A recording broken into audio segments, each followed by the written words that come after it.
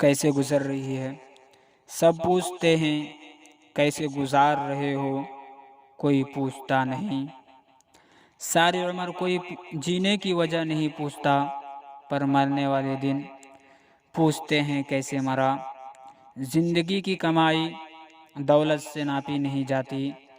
آخری سفر کی بھیڑ بتاتی ہے کہ کمائی کیسی تھی۔ پتہ نہیں کس مٹی کی بنی ہے یہ تمنائیں، مرتی ہے، تڑپتی ہے، پھر بھی روز پیدا ہوتی ہے۔ یہ نہ پوچھنا کہ زندگی خوشی کب دیتی ہے، کیونکہ شکایتیں انہیں بھی ہیں جنہیں زندگی سب دیتے ہیں۔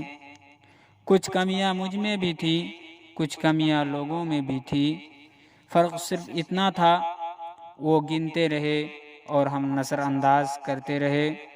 وہ شخص میری نظر میں بہت معنی رکھتا ہے جو وقت آنے پر میرے سامنے آئینہ رکھتا ہے۔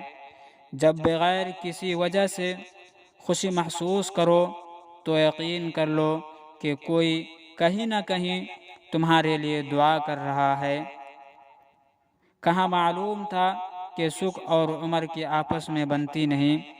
سخت محنت کے بعد سکھ کو گھر لایا تو عمر ناراض ہو کر چلی گئی۔ کبھی کبھی زندگی میں دوا کی نہیں، کسی کے لفظوں کی ضرورت ہوتی ہے جو روح کو بھی سکون دے۔ قدر تو ہو ہی جاتی ہے پر وقت نکل جاتا ہے۔ محبت خاص لوگوں سے نہیں ہوتی، جس سے ہوتی ہے وہ خاص ہو جاتا ہے۔ خاموشی سے کی گئی محبت اور دعا میں بہت اثر ہوتا ہے۔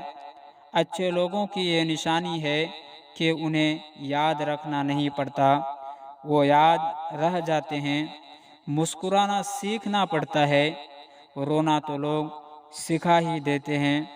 زندگی آخر کار رلا ہی دیتی ہے، پھر چاہے آپ اپنے ماں باپ کے کتنے ہی لاڈلے کیوں نہ ہو۔ بے وقت، بے حساب، بے وجہ مسکرا دیتا ہوں۔ عادی دشمنوں کو تو یوں ہی ہرا دیتا ہوں۔ جب تک خود پر نہ گزرے احساس اور جذبات مذاق لگتے ہیں۔